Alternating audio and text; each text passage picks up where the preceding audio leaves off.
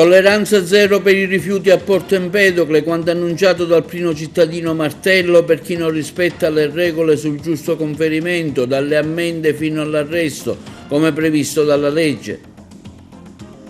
Un 44enne arrestato dalla polizia del commissariato di Canicattì per maltrattamenti alla moglie.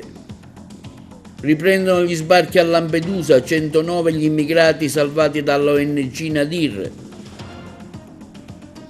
Due interessanti convegni organizzati dall'Ordine dei Medici di Agrigento sull'importanza delle vaccinazioni antinfluenzali.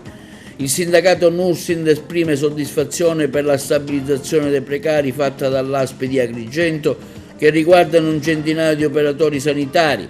Ampio riscontro per le giornate della prevenzione sul diabete organizzato dal Lions Agrigento Valle dei Templi. Terminano con un pareggio le partite dell'Acragas Allicate e del Castrum Favara con il Siracusa. La Fortitudo perde in casa contro il Legnano, prima in classifica nel suo girone.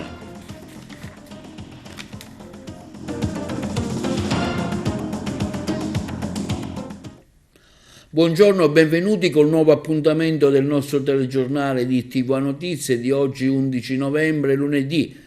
Tolleranza zero annunciata dal sindaco di Porto Empedocle per chi non deposita la spazzatura nei giusti giorni di conferimento, dalle ammende all'arresto. Tolleranza zero per coloro i quali saranno scoperti a depositare la spazzatura infrangendo le regole sul corretto conferimento dei rifiuti. Per fronteggiare la recrudescenza di un fenomeno che devasta l'immagine della nostra comunità e nonostante gli appelli a un maggiore senso civico, l'amministrazione comunale di Porto Empedocle sta potenziando la dislocazione delle fototrappole su tutto il territorio di propria competenza per immortalare gli incivili di turno nella fragranza dell'abbandono della spazzatura. Ma c'è di più. Oltre alla sanzione amministrativa normalmente camminata, scatterà infatti anche la sanzione penale in ossequio alla legge 137/2023, che stabilisce l'applicazione di un'ammenda penale e non più di una sanzione amministrativa, nel caso di abbandono dei rifiuti compiuto da quei soggetti che non sono titolari di imprese o responsabili di enti.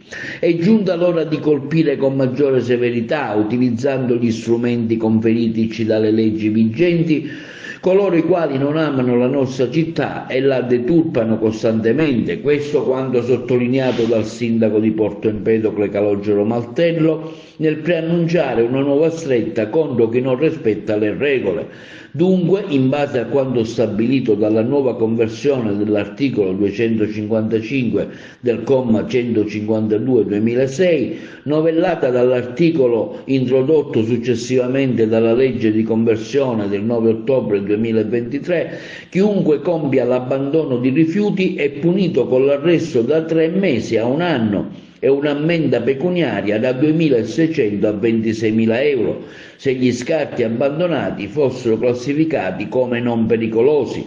Si arriva anche all'arresto da 6 mesi a 2 anni con un'ammenda da 2.600 euro fino a 26.000 euro se gli scarti abbandonati sono classificati come pericolosi.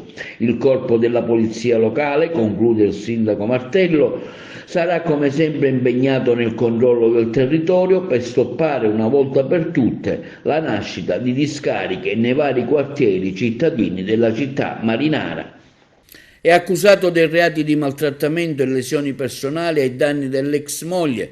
I poliziotti del commissariato di Canicattì hanno arrestato una persona di 44 anni del posto, data esecuzione all'ordine di carcerazione emesso dall'autorità giudiziaria.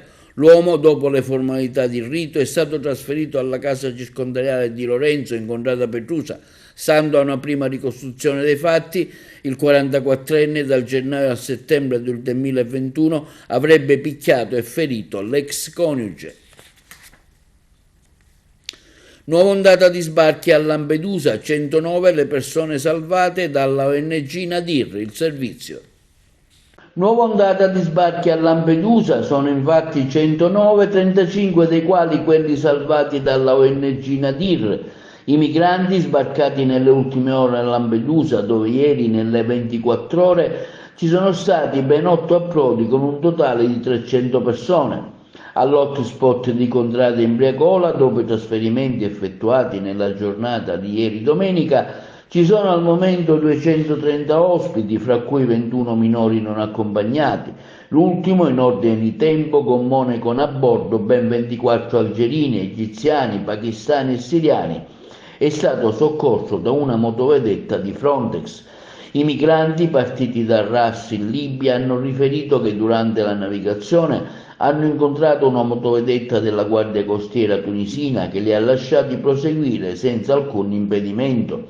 I 35 egiziani, marocchini, libici e siriani, fra cui 7 donne e 7 minori soccorsi dall'ONG Nadir, hanno raccontato invece di essere partiti da Abu Kammash in Libia dopo aver pagato da 7 a 8 mila dinari libici. Nel gruppo anche un piccolo gatto. Tutti hanno detto di voler raggiungere la Germania. E la segreteria del sindacato infermieristico Nursing di Agrigento esprime grande soddisfazione per la stabilizzazione dei precari effettuata dall'ASP di Agrigento. L'approfondimento. La segreteria del Nursing, sindacato degli infermieri e delle ostetriche di Agrigento, esprime grande soddisfazione per la pubblicazione della delibera dell'ASP che ha dato il via alla stabilizzazione del personale del comparto di ben 195 operatori sociosanitari e 108 posti di ausiliario specializzato. Il sindacato Nursing ringrazia il direttore generale Giuseppe Capodieci, il direttore sanitario aziendale, quello amministrativo e il personale delle risorse umane, esprimendo grande soddisfazione per questi lavoratori che a breve chiuderanno un percorso di precarietà dopo aver dato il loro contributo nel periodo del Covid con la loro professionalità e competenza. A breve, continua il sindacato Nursing, si svolgerà la contrattazione sindacale che riguarderà il piano annuale delle reperibilità, l'applicazione del contratto in merito alle condizioni di lavoro particolarmente disagiate, legate ad esempio agli infermieri che si adoperano dentro le case circondariali. Apprezziamo, conclude il Nursing, la sensibilità dell'amministrazione sul tema delle condizioni e della tutela dei lavoratori. Resta ancora da affrontare il tema della pubblicazione delle graduatorie per i DEP, i differenziali economici, mentre a breve saranno pubblicate le graduatorie del personale infermieristico sulla stabilizzazione. Doppio appuntamento per i medici e gli odontoiatri agrigentini che hanno discusso su temi di rilevanza e importanza come la vaccinazione antinfluenzale e il trattamento delle emergenze negli studi odontoiatrici, mentre nella sala convegni dell'Hotel Dioscuri si è parlato di emergenze mediche nello studio dentistico. Le interviste ai protagonisti. Oggi è una giornata importante per l'Ordine perché è presente su due fronti, su argomenti altrettanto importanti. Nella sede dell'Ordine, all'Aula di Cioggeracci, abbiamo un convegno sulle vaccinazioni e quanto può essere importante in questo periodo, quanto lo è stato anche in altri periodi e quanto lo sarà sempre. L'immunità che dà, in particolare per quanto riguarda i soggetti fragili, i soggetti anziani, diciamo. Ormai l'età media è andata avanti, siamo nella donna siamo di 84 anni, l'età media nell'uomo di 83, quindi le persone over 70 o over 80 sono tanti ed è necessario che si vaccinino tutti, in particolare in questo periodo per l'influenza, ma anche le altre vaccinazioni sono importanti per poter essere più tranquilli e superare meglio eventuali altre patologie. L'altro argomento altrettanto importante che si svolge al Dioscuri, sempre organizzato dall'Ordine e dalla Commissione Albo Odontoiatri con il suo presidente, il dottore Luigi Burruano, che parlano di rianimazione cardiorespiratoria, in particolare riguardo alla sala, allo studio odontoiatrico. Tutto quello che succede è per tutti gli illustre relatori che parleranno di tutti i protocolli necessari e tutte le metodiche per poter essere pronti a eventuali complicanze che possono succedere. D'altro canto non sono pochi i casi di lipotimia o casi di arresto respiratorio in sala odontoiatrica, anche perché sicuramente lo stress a cui il paziente va incontro quando deve presentarsi di fronte all'odontoiatra non è poco e quindi si accentua di più. Lì deve essere bravo l'odontoiatra e tutto lo studio, tutta l'equipe, perché è un approccio multidisciplinare, anche il personale OSA, l'assistente di poltrona e tutti, a conoscere bene i protocolli per poter essere pronti alla soluzione del problema.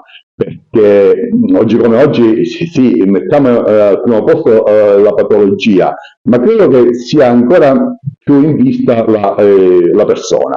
Quindi non solo risolvere il problema della patologia, della crisi lipotimica, dell'arresto, ma far sì che non ci siano delle complicanze e che ci sia quindi una restituzione ad integrum delle funzioni vitali del soggetto. Siamo oggi riuniti a parlare di campagna di vaccinazione, un tema che è emerso ai tempi del Covid, con varie ed eventuali che tutti ne conosciamo. La vaccinazione di Covid però ha portato attualmente quello che è una maggiore attenzione nei confronti dei vaccini in generale. Oggi parleremo di vaccinazione influenzale da parte di tutti gli operatori sanitari coinvolti in questa strategia preventiva. Io da medico di medicina generale posso dire che la nostra figura, così come quella dei pediatri, ma in genere quella di tutti, è necessaria ed è insostituibile per mettere in campo quella che è la somministrazione del counseling vaccinale a tutta la popolazione, che è un servizio, quella che è una missione non di poco conto, perché quella che è l'attività di prevenzione vaccinale non risulta essere solo la mera somministrazione vaccinale, bensì far comprendere a tutta la popolazione quelli che sono gli effetti a breve e a lungo tempo di una somministrazione vaccinale, non solo verso se stessi, bensì verso tutti quelli che ci circondano, per cui l'azione di vaccinarsi verso se stessi è un'azione d'amore verso la collettività e verso tutti. Pensate all'immunità di gregge, che è un obiettivo che viene raggiunto grazie a ciò, per esempio. Oggi, grazie all'intervento degli illustri relatori che ci saranno, avremo quello che è un focus su sicuramente i vaccini antinfluenzali, però oltre quello abbiamo altre categorie di vaccini, la vaccinazione contro lo pneumococco, la vaccinazione contro l'herpes, e avremo quella che è un'analisi approfondita e dettagliata di tutte le tipologie vaccinali, e in particolare arriveremo a profilare quello che è il miglior vaccino per la persona, perché non abbiamo a disposizione solo un tipo di vaccino, abbiamo varie tipologie vaccinali e grazie alle caratteristiche proprio della persona andremo a profilare appunto ai vari vaccini che abbiamo nei nostri frigoriferi. Sono stati oltre 200 i controlli gratuiti effettuati sul diabete in occasione della giornata della prevenzione organizzato dal Lions Club Agrigento Valle dei Templi. Particolarmente partecipata e intensa è stata la prima delle 3 giornate della prevenzione e screening sanitari gratuiti promossi dal Lions Club Agrigento Valle dei Templi, presieduto dall'avvocato Gaetano Salemi. Ieri pomeriggio presso il centro commerciale Città dei Templi di Agrigento, grazie alla professionalità e alla competenza dei medici Salvatore Condello e Calogero Capostagno, sono stati effettuati ben 205 screening gratuiti del diabete alle persone che si sono avvicinate alla postazione Lions per effettuare i test di prevenzione. Nel corso del pomeriggio, oltre allo screening del diabete, i medici hanno sottoposto oltre 150 persone alla valutazione della pressione arteriosa, fornendo loro ulteriore servizio di sensibilizzazione e di supporto. In alcuni casi sono stati individuati soggetti a rischio per entrambe le patologie e per questa ragione è stato consigliato loro di approfondire il controllo con visite specialistiche presso i propri rispettivi medici. Una domenica insomma all'insegna del riserva, al servizio della comunità, per far conoscere il diabete e l'importanza della prevenzione di questa diffusa e pericolosa patologia. Per l'occasione hanno presenziato e arricchito l'importante momento di servizio, supportando la mission della sensibilizzazione alla prevenzione del diabete, la coordinatrice della causa globale diabete del multidistretto Leo Marta Castelli e la giovanissima Nicole Di Caro, presidente del club Cuccioli Agrigento Valle dei Templi. Un ringraziamento da parte del presidente Salemi va ancora al dottor Salvatore Condello, Calogero Capossagno, per l'aiuto a rendere concreto, utile e professionale il servizio, e alla direttrice del centro commerciale Città dei Templi, sempre sensibile e disponibile alle attività rionistiche di supporto alla comunità, e alle farmacie di Gangi di Porto Empedocle e Saieva di Favara per aver reso disponibili dispositivi medici per lo screening del diabete. Appuntamento alla prossima domenica 17 novembre dalle 16 alle 20, sempre al centro commerciale Città dei Templi di Agrigento, per lo screening gratuito cardiologico che sarà condotto e curato dal dottor Carmelo Vitello. E si svolgerà il 14 novembre presso la Sala Fazzello del Museo Griffo di Agrigento la cerimonia di premiazione degli istituti scolastici che hanno partecipato all'edizione 2024 delle Storie di Alternanza, organizzato dalla Camera di Commercio di Agrigento. Il programma prevede i saluti del direttore dell'Ente Parco Archeologico Valle dei Templi, del commissario straordinario della Camera di Commercio Giuseppe Termine. L'iniziativa sarà presentata dal segretario generale della Camera di Commercio di Agrigento Gianfranco Latino. I referenti del premio Storia di Alternanza sono i funzionari Patrizia Pennino e Carmela Consiglio. Staffetta parrocchiale da Don Angelo a Don Sergio presso la chiesa Badiola di Agrigento e servizio.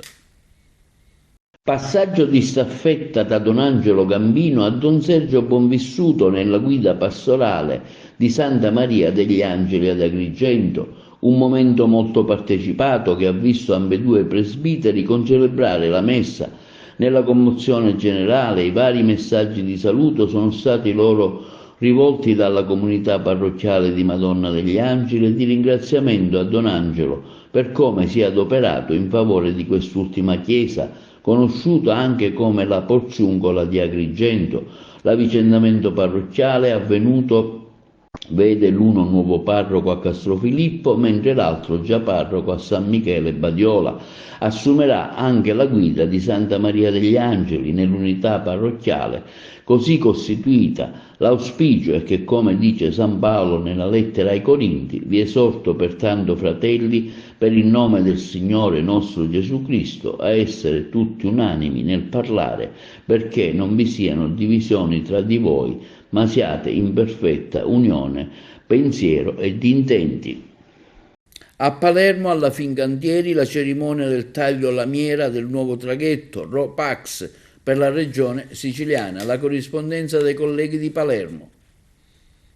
Oggi è una festa, una giornata importantissima per la Sicilia. Sarà costruito e stiamo iniziando a vedere le fasi di costruzione del primo traghetto Made in Sicily, non soltanto finanziato con i fondi PNRR, e ricordo siamo stati l'unica regione d'Italia ad aver attivato questo tipo di finanziamento, ma perché verrà costruito per intero nello stabilimento, di uno stabilimento siciliano che è la Fincantieri di Palermo. Questo grazie a un accordo siglato con l'amministratore delegato Michele Foggero e il presidente della regione Renato Schifani. Quindi è un Made in Sicily doppio, finanziato totalmente dalla regione e costruito all'interno di un cantiere siciliano. Noi abbiamo chiesto la proroga di poter esercitare Fincantieri, ce l'ha accordata nei prossimi mesi, e stiamo cercando di trovare le risorse. Purtroppo per l'aumento del costo dei materiali c'è stato un aumento da 120 a 140 milioni di euro, ma riteniamo che nei prossimi mesi si riuscirà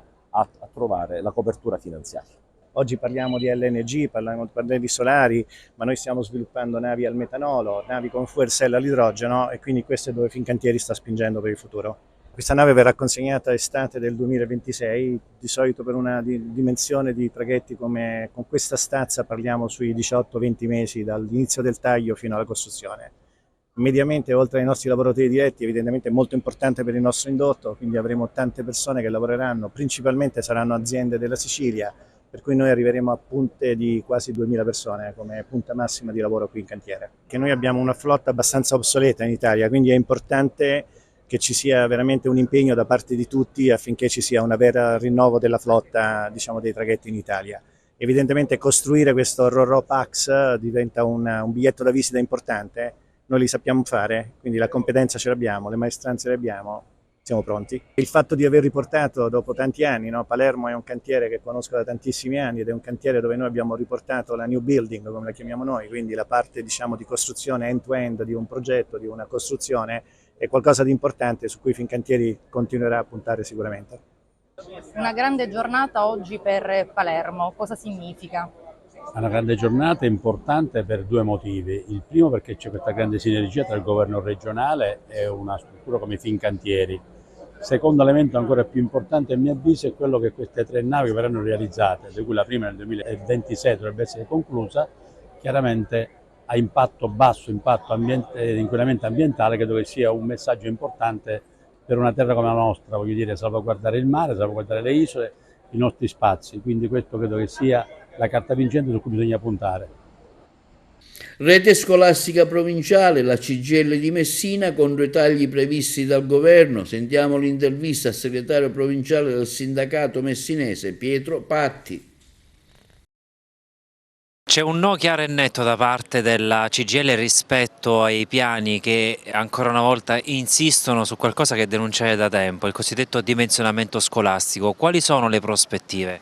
Sì, la categoria dell'FLC CGIL, che ieri ha avuto un incontro, diciamo, nella città metropolitana, ha ribadito nettamente la nostra contrarietà a qualsiasi tipo di dimensionamento. Tant'è vero che rispetto all'anno scorso già abbiamo avuto degli effetti negativi. Alcune scuole che sono state accorpate, vedi Villalina, la Cesare Battisti, in sostanza la dirigente sposta la segreteria e circa 500 famiglie si sono trovate dall'oggi al domani senza un punto di riferimento. Molto a questo noi ribadiamo il nostro no, perché è tutto a svantaggio dell'utenza, perché creare scuole di 1.500-2.000 alunni non fa bene al territorio, considerando che la provincia di Messina è la più estesa della Sicilia, con quasi 100 scuole, capite bene, tutte dislocate, diciamo, tra Nebrodi nei piccoli comuni. Questo ovviamente è a tutto svantaggio del territorio, soprattutto delle famiglie che devono operare. Per questo noi abbiamo ribadito il nostro no a questo dimensionamento e a qualsiasi tipo di dimensionamento. Vogliamo ragionare ovviamente sul dimensionamento scolastico per riequilibrare ovviamente i divari che ci sono nel territorio, perché è ovvio che gli alunni si perdono, però il taglio lineare, a prescindere, a nostro avviso, non è la soluzione migliore. Il dimensionamento è conseguenza della cosiddetta spending review, necessità di risparmiare, o talvolta è conseguenza, diventa esigenza perché magari mancano gli spazi, l'edilizia scolastica ha delle difficoltà? No, da parte del governo è soltanto un taglio lineare per fare cassa nella scuola, così come si evince anche dall'ultima finanziaria che a breve sarà esitata dal Parlamento. Non ci sono problemi di spazi, perché comunque nei comuni le scuole ci sono, gli adeguamenti si devono fare, quello sì, mancano le mense, quello sì, ma la soluzione non è accorpare le scuole. Quindi noi chiediamo che non bisogna fare cassa sulla scuola, ogni volta che il comune deve fare la spending review la scuola diventa il bancomat della scuola, così come lo diventa anche la sanità, e per questo noi ci siamo opposti e in tutte le sedi ribadiremo il nostro no a questo tipo di dimensionamento. Maltempo a Catania e provincia, previsto un peggioramento, l'approfondimento dei colleghi di Catania. Piove a Catania, ma anche nella provincia di Catania, e questo conferma le previsioni della Protezione Civile siciliana, che ieri ha diramato un'allerta arancione per piogge temporali sul settore costiero nord-orientale della Sicilia, allerta gialla invece per il restante territorio dell'isola. L'area di stabilità, presente già da diversi giorni tra le due isole maggiori, nel corso delle prossime ore subirà un'ulteriore recrudescenza, con lo sviluppo di sistemi temporaleschi che a partire dalle aree di mare tenderanno a interessare le isole maggiori. I fenomeni saranno anche accompagnati da frequente attività elettrica e forti raffiche di vento. Una situazione che ieri sera ha spinto molti sindaci a disporre per oggi la chiusura delle scuole di ogni ordine e grado. L'ordinanza è stata emanata a San Gregorio, Sant'Agata Libattiati, San Giovanni La Punta, Tre Mestieri Etneo, Gravina, Mascalucia, Mister Bianco, Giarre, Riposto, Aci Reale, Aci Catena, Aci Sant'Antonio, Aci Castello, Santa Teresa di Riva, Leto Ianni, Nizza di Sicilia, Li Terme, Roccalumera, Sant'Alessio Siculo, Savoca, Gallodoro, Furci Siculo, Sant'Alessio Siculo, Pagliara, Mandanice e Fiume di Nisi. A Catania invece lezioni regolari, come confermato ieri sera a tarda serata dal sindaco trentino via social, dove afferma che per le lezioni pomeridiane si stabilirà in mattinata se disporne la sospensione, quindi scuole aperte stamattina a Catania nonostante la forte pioggia che sta aumentando di ora in ora. Una decisione che naturalmente non ha convinto i cittadini che si sono scagliati sui social. Vista la situazione abbiamo attivato venerdì il COC, siamo proprio qui nella centrale operativa. Stamattina abbiamo avuto una riunione con tutti i responsabili e referenti dei vari settori, abbiamo fatto una relazione, mi hanno fatto una relazione, me il referente per la protezione civile, l'ingegnere Grassi, di tutti quelli che sono stati le vicissitudini e un report del nostro territorio, delle scuole, del cimitero, delle ville, delle strade. Certo, la pioggia è stata copiosa e ancora continua in maniera copiosa, abbiamo chiuso ieri le scuole, stamattina abbiamo dato allerta meteo, con molte probabilità oggi pomeriggio alle 4 col bollettino della protezione civile regionale ci riuniremo qui nel COC per definire domani mattina se si deve ancora allertare la situazione e cercare di far fronte a tutti quelli che sono i disagi della popolazione per queste piogge che stanno veramente dando notevole disturbio e grosse difficoltà alla nostra popolazione. Io alla mia popolazione con l'ordinanza ho detto di stare attenti, di fare cautela, di non uscire con i due rossi, tutto quello che un sindaco in questo momento, quale responsabile di protezione civile, fa per la propria popolazione. Ponte sullo Stretto di Messina, dalla Regione arriva lo sa bene al parere ambientale, i colleghi di Messina. Il nucleo di coordinamento della Commissione tecnico-specialistica per le valutazioni ambientali per la regione siciliana ha espresso all'unanimità parere favorevole con prescrizioni sull'istanza della società Stretto di Messina per la valutazione di impatto ambientale relativa al collegamento stabile tra la Sicilia e la Calabria.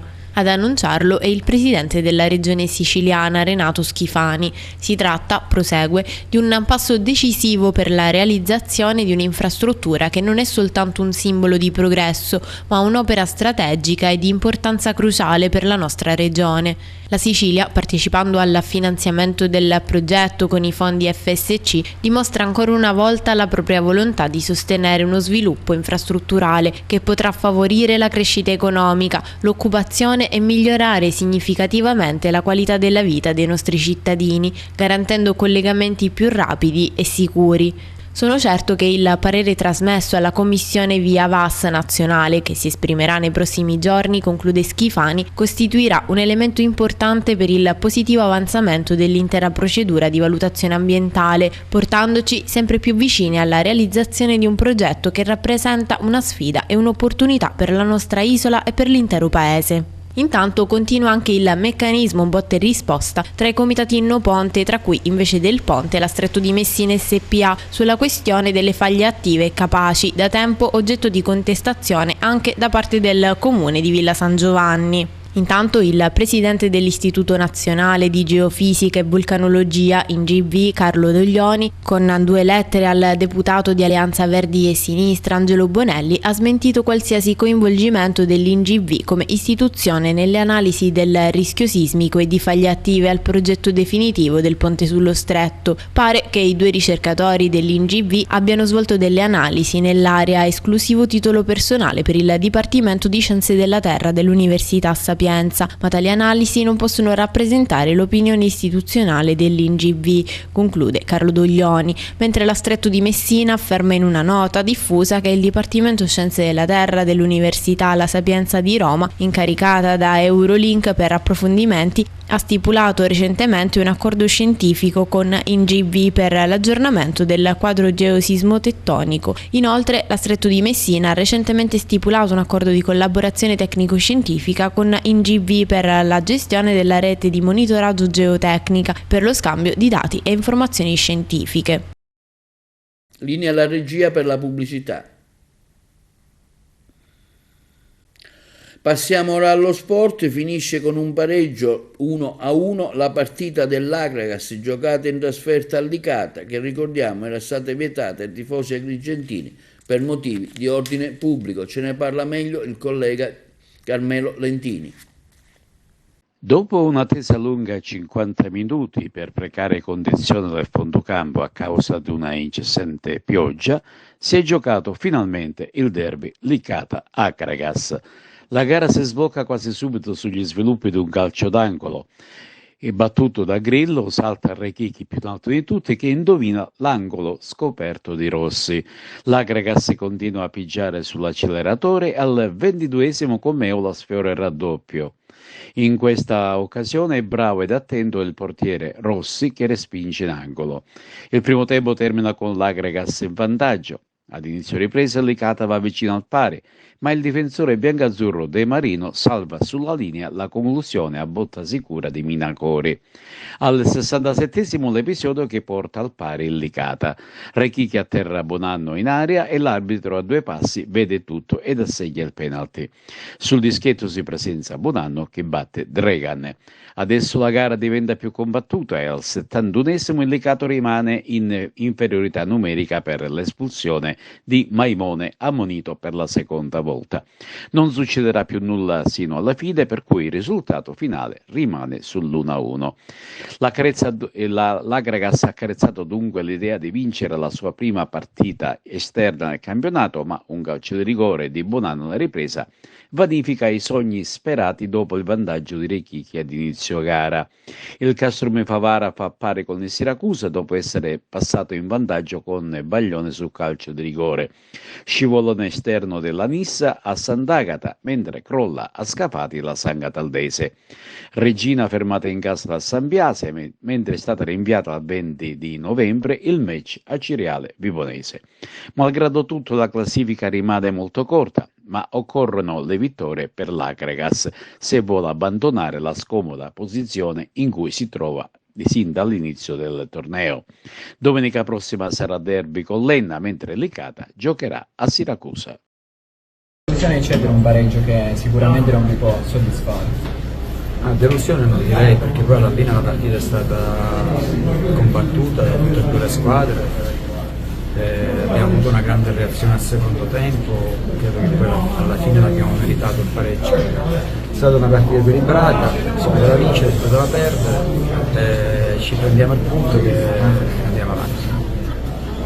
Mister, un Licata che nel primo tempo continua ad essere ancora poco incisivo, poco nella partita, qualcosa succede nel secondo tempo, quindi le indicazioni, cose che non riesce a cambiare, ecco, tra un tempo e l'altro, perché il Licata, visto che oggi è stato lo stesso di quello con la Ciriale. Uguale, preciso. Regaliamo già da diverse domeniche i primi tempi agli avversari, non siamo aggressivi, non siamo determinati ad andare sulle seconde palle, andare a essere aggressivi sui difensori, sui centrocampisti, lasciamo troppo spazio ai giocatori avversari e abbiamo avuto delle difficoltà. Secondo tempo invece mi aspettavo una reazione, quello che avevo chiesto, di essere più alti, pressare più alti, i centrocampisti avversari, la difesa avversaria, abbiamo fatto una ripresa super, diciamo. Peccato per il risultato, poi l'espulsione nel momento importante nostro, dove stavamo spingendo a 1000, ci ha un pochettino frenati, però non abbiamo, diciamo così, tirato il rene in barca, abbiamo cercato sempre con gli attaccanti Bonanno, Furina e Minacori di essere sempre incisivi davanti, poi È chiaro che verso la fine le partite, quando non le puoi più vincere, non le devi perdere.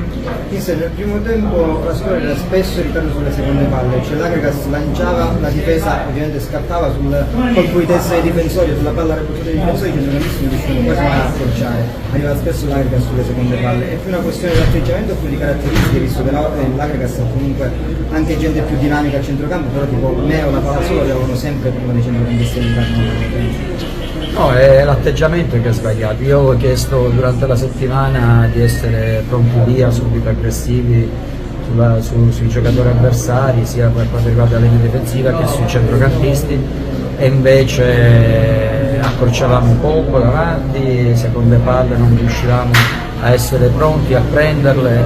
È un atteggiamento che il primo tempo non mi soddisfa invece quello del secondo tempo, dove siamo stati veramente aggressivi, determinati per andare alla ricerca del pari, e soprattutto poi una cosa che non mi piace è quello che primi tempi, per male il secondo tempo abbiamo cercato di giocare, abbiamo mettere un po' di palla a terra, abbiamo cercato del fraseggio, quello che non succedeva il primo tempo, che ci siamo ostinati ancora una volta a buttare queste palle davanti, e qua in mancanza anche sia dei centrocampisti ma anche dei difensori avere più coraggio nelle uscite e appoggiarsi più con i centrocampisti. Dobbiamo sicuramente migliorare tanto e lavorare tanto.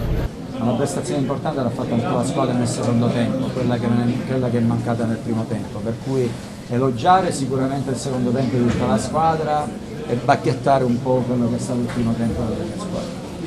Anche il Castrum Favara portò a casa un pareggio con il Forte Siracusa, 1-1. Questo è il risultato finale. Ce ne parla meglio il collega Moscato da Favara. Prosegue la scia positiva per la Castrum Favara, che tra le mura amiche dello stadio Broccoleri confeziona un'ottima prestazione e tiene testa al Siracusa, squadra candidata alla vittoria finale nel girone I del campionato nazionale di Serie D. I ragazzi di mister Pietro Infantino tengono bene il campo, effettuano delle ottime ripartenze e senza alcun timore riverenziale per gli aretusei dimostrano di meritare il posto nella zona alta della classifica e il titolo di rivelazione del campionato, nonostante siano una matricola. Alla fine dei 90 minuti possiamo dire che il risultato di parità, alla luce di quanto le due squadre hanno saputo esprimere in campo, appare giusto. Il Favara esce tra gli applausi del proprio pubblico, soddisfatto per la loro prestazione. Siracusa invece che lascia il terreno di gioco tra le contestazioni dei propri tifosi, che erano giunti a Favara sperando forse in una vittoria.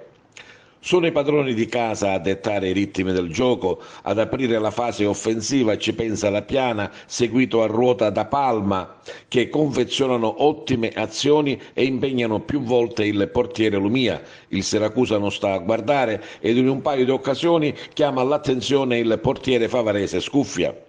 A passare in vantaggio è però il Favara. Sush atterra in aria De Minne e l'arbitro non è dubbio a concedere il calcio di rigore, trasformato con precisione da Baglione. Favara che subito dopo va vicino al raddoppio con un gran tiro dal limite di La Piana. La ripresa vede ancora protagonisti i ragazzi di mister Infantino, clamorosa l'occasione per il 2-0 capitata a Palma. L'azione del Siracusa si fa più incisiva e al settimo arriva il gol del pareggio. Crossi di Puzzone, Maggio colpisce il palo alla destra di Scuffia, riprende Candiano che mette in rete. Il ritmo del gioco rallenta anche a causa di un forte acquazzone che si abbatte al Broccoleri. Al triplice fischio dell'arbitro, come dicevamo, applausi per i favaresi e contestazione per gli aretusei. Ma ecco le interviste. Avevamo studiato questa partita difficile, ma i ragazzi con questo temperamento, questa posso dire positività, con questa compattezza, con questa stima che hanno tra di loro, credo che tutti gli avversari avranno problemi ad affrontare questo Castrum Favara. Oggi l'hanno dimostrato, sapevamo che era una partita difficilissima, però credo che siamo contenti della prestazione, siamo contenti del gioco e siamo contenti di aver superato un ostacolo durissimo e continuiamo la nostra strada. Contenti del punto conquistato o un po' rammaricati di una vittoria che poteva esserci? sappiamo che questo Siracusa ha tutte le qualità per fare gol a tutti. Come vedete i risultati, non solo un gol, ma ha fatto tantissimi gol in una partita. Credo che però i ragazzi si sono comportati non bene, benissimo. Abbiamo dato poche possibilità a Maggio, che è il capocannoniere del girone, a avere possibilità di tirare in porta. Credo che siamo contenti. Non è il punto che fa classifica che cercavamo, ma è come è fatto, come è stato costruito e come lo abbiamo ottenuto. Ci dà forza per il futuro e ci dà consapevolezza che siamo sulla strada giusta. Nell'analisi di entrambi i tempi abbiamo visto un Favara soprattutto pronto nelle ripartenze e un tantino più veloce degli avversari. Sì, abbiamo queste caratteristiche. Sicuramente abbiamo dei giocatori che sono rapidi, che giocano benissimo in mezzo alle due linee, e sfruttiamo queste caratteristiche. L'abbiamo costruita in questo modo per avere questa possibilità di giocare in mezzo alle due linee e di fare il nostro gioco. Credo che i ragazzi hanno fatto un'ottima partita. È stato il film preparato con il copione o hai dovuto cambiare delle cose in corso d'opera? No, abbiamo cambiato perché credo che hanno un grossissimo allenatore. Credo che hanno studiato noi come attaccavamo l'avversario molto alto, e hanno cercato di fare dei movimenti che all'inizio ci hanno dato un po' di difficoltà, soprattutto sugli esterni, e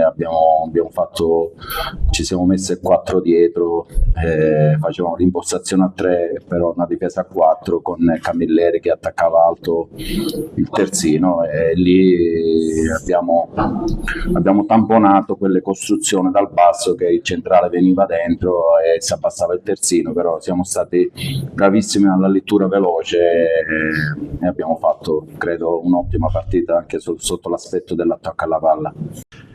Anche il grande Siracusa si è fermato al Broccoleri, una partita bella, importante, giocata come, Demin? Noi l'abbiamo preparata in settimana come abbiamo fatto oggi, ovvero pressandoli alti, anche se era il Siracusa e in vetta al campionato. Non abbiamo avuto paura, non ci siamo schiacciati dietro. Ovviamente loro, con la bravura che hanno e con i giocatori forti che hanno, sono riusciti a uscire un paio di volte, ma il merito va alla Castrum Favara, che ha fatto una buona prestazione. Una prestazione apprezzata da tutti, e non so se alla fine potremmo dire un punto meritato o 2 punti persi per la vittoria. Noi portiamo a casa e ci teniamo stretto questo punto. Sì, abbiamo affrontato una squadra sicuramente che era, diciamo, la favorita del girone. Abbiamo lavorato molto bene durante la settimana, come sempre, non volevamo lasciare punti indietro e ci siamo riusciti. Ci siete riusciti anche bene, abbiamo visto delle ottime ripartenze, forse magari al secondo tempo si è sofferto un pochettino, ma comunque si è tenuto testa e molto spesso si è andato anche in avanti. Sì, ci sta a soffrire perché era una squadra molto ben organizzata, però abbiamo lavorato bene tatticamente e abbiamo fatto molto bene. E poi ci sono 6 risultati utili consecutivi che fanno morale. Sì, dobbiamo continuare così, dobbiamo continuare a lavorare senza guardare la classifica, dobbiamo macinare ancora. Sì, per noi sono tutti punti di salvezza, perché come ho sempre detto, un punto può farci vincere o perdere, diciamo, la bassa classifica, quindi per arrivare a 43 punti ogni punto è importante. Nessun timore riverenziale per la blasonata Siracusa? No, i ragazzi oggi veramente sono entrati decisi, sapevano.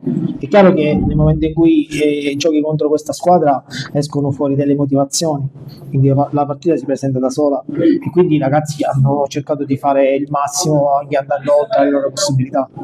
Era il Siracusa che vi aspettavate o avete dovuto cambiare disposizioni in corso d'opera? No, il Siracusa l'avete visto, che squadra che c'hanno, andare a prendere un punto con questi giocatori, insomma, non potevamo chiedere di più. E la freccia dell'ascensore del Favara è sempre verso l'alto? Noi cerchiamo sempre, ripeto, di macinare più punti possibili per arrivare a dicembre in una situazione che poi magari ci permette di fare un ritorno calcolando poi le partite dentro e fuori. Scendendo di categoria in eccellenza, battuta d'arresto dell'Unitas Sciacca che sul campo dell'Oratorio Marineo subisce una sconfitta con il più classico dei risultati, 2-0. Non sbaglia un colpo l'Athletic Club Palermo che superando per 3-0 il Castellammare raggiunge la vetta della classifica con ben 3 punti di vantaggio sul Don Carlo Misilmeri, a sua volta sconfitto dal San Giorgio Piana per 2-1. Il Città di Gela impatta Castelvetrano per 1-1 e mantiene la terza posizione. Con questa sconfitta l'Unitas Sciacca viene raggiunta al quarto posto dal San Giorgio Piana. Domenica prossima la compagine saccense ritorna tra le mura amiche per affrontare il San Vito Lo Capo. In promozione, grazie alle reti di Iatta e Zammito, l'Aragona si impone sull'ostico Santa Domenica Vittoria e si insiede in seconda posizione e raggiunge a 16 punti sia il Camarat che il Nicosia. La compagine camaratese infatti è stata fermata sul risultato di 1-1 dal Serra di Falco, mentre incredibilmente il Nicosia è stato sconfitto tra le mura amiche da un intraprendente Belpasso. Ne approfitta il Jar che, pur osservando un turno di sosta, rimane da solo ugualmente in vetta con un solo punto di vantaggio. Sfugge la prima vittoria esterna al Casteltermine, raggiunto nel finale dal fanalino San Pietro, sinora senza punti in classifica. Infine Pirotecnico pari esterno del Gemini, che impatta 2-2 sul campo di Villarosa. Il prossimo turno l'Aragona gioca a Santa Venerina, il Camarat a vittoria contro il Santa Domenica, mentre il Casteltermine ospita il Nicosia. Infine il Gemini in casa con il San Pietro. E concludiamo con un'ultima notizia: Calogero Drago è stato riconfermato alla guida degli arbitri agrigentini. Durante l'assemblea elettiva diversi sono stati gli interventi a sostegno del Presidente e ringraziamenti per i tanti risultati ottenuti in questi 2 mandati. Drago, che ha ottenuto un'affermazione plebiscitaria pari al 97%, nel suo intervento aveva sottolineato i tanti obiettivi raggiunti e illustrato il suo programma elettorale, ponendo al centro del programma l'innalzamento delle quote rosa, il contrasto alla violenza, l'attenzione a valori cardine quale umanizzazione e socializzazione e rafforzamento delle attività tecniche. È la prima volta in assoluto che la sezione di Agrigento elegge un presidente per 3 mandati consecutivi e con un altissimo grado di consensi. Tra i primi a congratularsi con il presidente Gero Drago, il presidente della locale FIGC, il professore Angelo Caramanno e l'intera delegazione. Termina con una sconfitta la partita della Fortitudo al Palamoncadra contro il Legnano, prima in classifica. Sentiamo il coach Daniele Quilici. Coach, vincere con la prima in classifica era difficile, è un periodo difficile, la Fortitudo ha lottato i primi 2 quarti e poi il divario è venuto fuori. Cosa è mancato oggi? Ma in realtà secondo me abbiamo lottato per tutti i 40 minuti, ci manca sicuramente fiducia, abbiamo un cattivo momento, ora questa è la quinta sconfitta consecutiva e il cliché è più o meno sempre lo stesso, nei momenti in cui stiamo producendo e costruiamo buoni tiri, purtroppo in certi frangenti della partita con certi comitetti non riusciamo a essere consistenti in attacco e ci squagliamo dietro in difesa, creando poi dei divari che diventano difficili da compensare. Purtroppo il momento adesso è questo, ora come diceva Piazza, le squadre giovani vanno anche aspettate e questo è sicuramente un gruppo che ancora non ha trovato un equilibrio e una solidità in entrambe le metà del campo e anche il livello di consistenza che richiede il campionato non è ancora stato recepito perfettamente da tutti. Non è stata una cattiva prestazione in senso assoluto perché comunque oggi veniva la prima in campionato, la prima della classe, ha perso solo la partita a Treviglio, però abbiamo giocato un ottimo primo quarto, ma un ottimo primo quarto che poi si è chiuso avanti di 1, quando probabilmente con un po' più di fame, un po' più di cattiveria, un po' più anche di mestiere, che ovviamente non possiamo chiedere a tutti, avremmo potuto avere qualcosina di più, ecco, però così coi ma poi alla fine all'intervallo sotto 10, quando abbiamo reagito nel terzo quarto abbiamo provato, offensivamente abbiamo costruito buoni tiri che non sono entrati e lì onestamente bravo anche Legnano a punire questa nostra sterilità offensiva. La parte positiva, se c'è una parte positiva che mi sforzo di guardare, è che comunque fino in fondo ci siamo sbattuti per provare a ridurre il gap, e su questo aspetto non posso rimproverare ai ragazzi l'impegno. L'atteggiamento di alcuni che si sta reiterando insufficiente e poco collaborativo nei confronti della squadra verrà ovviamente punito, perché ora siamo, come si dice dalle mie parti, siamo alle porte coi sassi, non è che possiamo aspettare che tutti stiano sul rigo, e prenderemo le nostre, ognuno si prenderà le proprie responsabilità. Lo diceva prima anche il coach di Legnano, il fatto di avere tanti giovani ma così tanti turni infrasettimanali può essere un punto a sfavore. Sì, però allora può essere una scusante da un lato, certo, però il campionato è questo, non è che siccome ci sono turni infrasettimanali allora possiamo partire e prendere 10 punti in un quarto sbagliando 5 tiri aperti da 3 punti costruiti. Quindi il campionato è questo, bisogna anche a un certo punto smettere di piangersi addosso e mostrare le qualità per cui siamo venuti a giocare qua, perché perdere in questo modo, e ora alla quinta e alla terza sconfitta in casa, non fa piacere a nessuno, e questo lo capisco, però allo stesso tempo non vale nemmeno il discorso della gioventù, perché se uno vuole giocare in questo campionato e accetta queste condizioni deve farsi trovare pronto. Il tempo ovviamente degli allenamenti non ci viene incontro, perché ci sono tanti punti che dobbiamo migliorare, però è anche arrivato il momento di dare un'accelerazione, anche perché ci sono sia giocatori che situazioni che abbiamo dimostrato di saper svolgere. Ci manca la continuità, e la continuità non è necessariamente legata al processo di miglioramento, è anche legata all'ambizione personale, alla determinazione con cui si fanno le cose. Qual è l'aspetto su cui cercherai di lavorare di più vedendo queste partite? Ci sono tanti aspetti su cui è necessario lavorare. Prima di tutto non possiamo pensare di vincere le partite segnando 60 punti e sbagliando 1000 tiri aperti, e questa è una parte che ovviamente è in parte responsabilità mia e in parte è responsabilità di chi si prende quei tiri magari con poco ritmo o poca fiducia. Difensivamente però, dato che questi sono i momenti, dobbiamo migliorare la nostra consistenza, soprattutto con i quintetti che si alzano dalla panchina, perché sistematicamente come andiamo a pescare la panchina ci sono giocatori che non sono pronti, non si fanno trovare pronti, hanno bisogno di tempo per entrare. Posso anche capire che possa essere una difficoltà, ma deve essere affrontata, perché comunque la situazione è questa qua. Vincere con la prima in classifica era veramente difficile, la Fortitudo ha lottato il primo quarto, anche il secondo poi il divario è venuto fuori. Cosa è mancato oggi? Stiamo riscontrando più o meno lo stesso problema in tutte le partite. Sembra che secondo me possiamo giocarcela anche con le più forti, solo che ad oggi non siamo pronti, che appena commettiamo qualche errore o in attacco o in difesa ne commettiamo 3 quarti di fila, e con una squadra di questo livello vengono puniti subito e si crea un gap che è difficile recuperare. Dobbiamo stare più coesi, lottare insieme quando le cose non vanno bene, rimboccarci le maniche e imparare da queste sconfitte per le prossime partite. Il terzo quarto è stato quello forse decisivo, perché sono stati segnati solamente 9 punti. Sì, come ho detto, non abbiamo segnato in attacco, qualche volta abbiamo girato bene la palla e loro ci hanno punito sempre. In caso dobbiamo stringere meglio in difesa, rubare qualche rimbalzo in più, rubare qualche canestro in contropiede per cercare di rimanere attaccati alla partita. Qual è l'aspetto che per ora più preoccupa?